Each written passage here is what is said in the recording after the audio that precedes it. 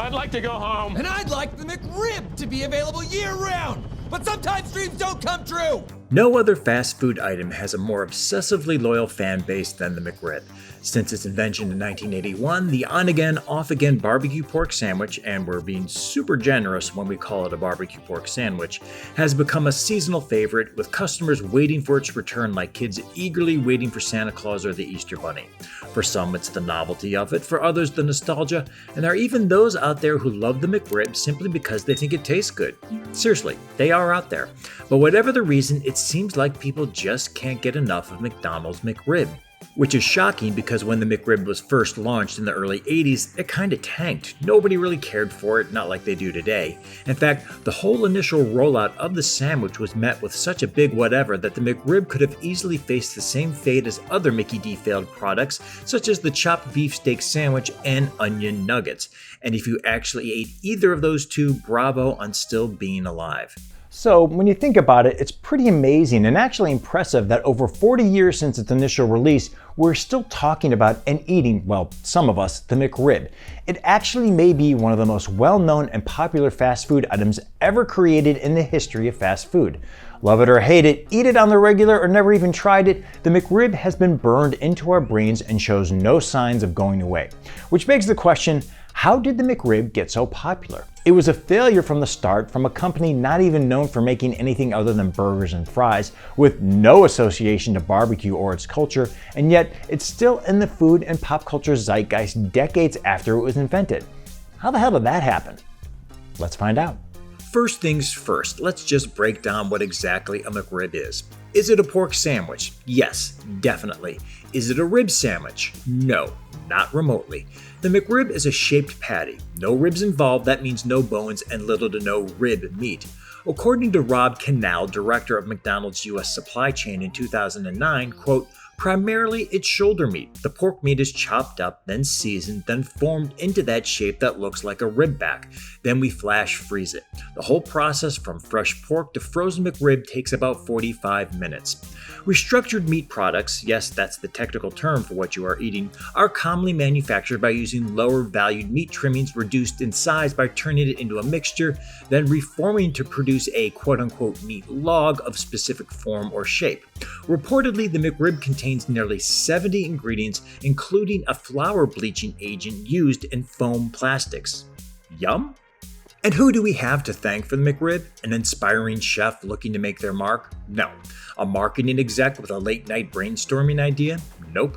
A chemist who just so happened to accidentally invent the McRib while trying to create a new type of plastic?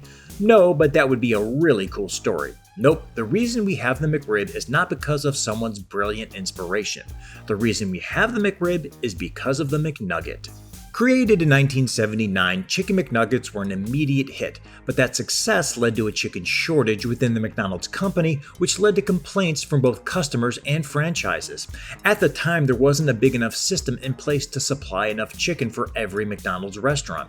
The company had to give franchises a new product while they sorted out how to expand their chicken delivery system, which led directly to the creation of the McRib. In a sliding doors situation, had there been a way for Mickey D's to get more chicken, the McRib would have never even been a thing. McDonald's started testing the McRib in Kansas City in 1981 before bringing it to other markets in the early months of 1982. McDonald's would continue to expand the McRib into new locations. In 1983, the McRib would peak at 3,500 locations. And at first, the sandwich showed signs of success. People were running out to try the McRib. Unfortunately, that's all they did. Try it. Repeat customers just didn't appear for a few reasons. Number one, it was super messy, something McDonald's fans weren't used to.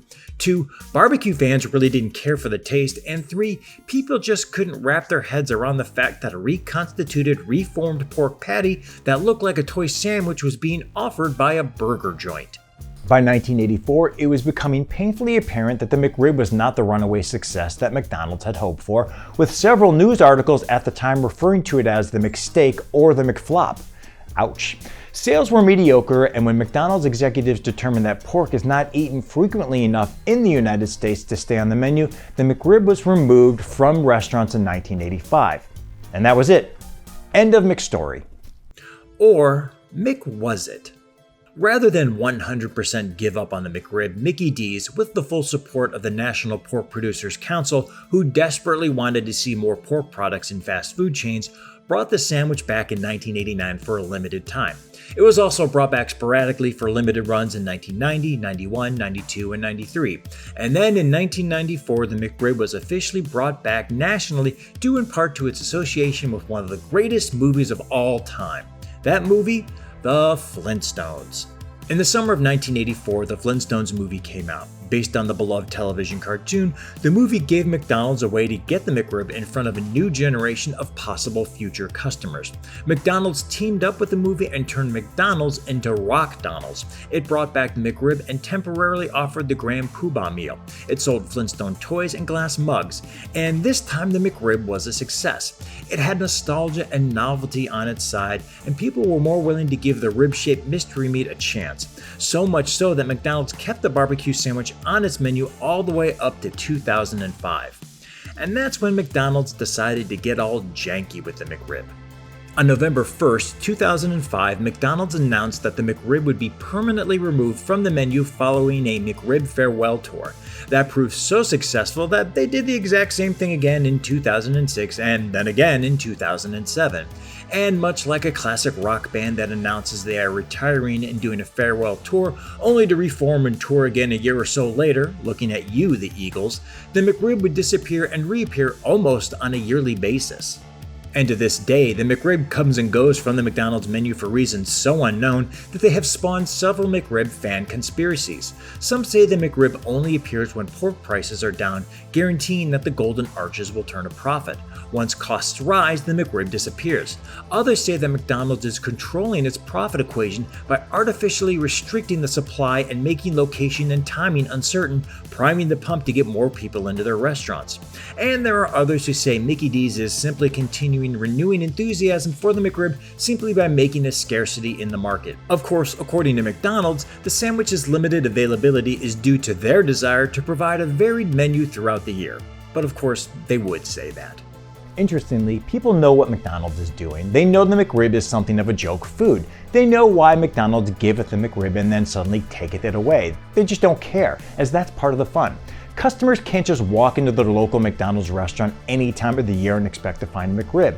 They have to follow the news or join communities on Facebook or Twitter, or even use an actual McDonald's created McRib tracker to keep tabs on the elusive sandwich. It's not about loving the McRib, it's about loving the idea of the McRib. It's more about the journey than the end result, because no one is eating a McRib because they think it tastes that good.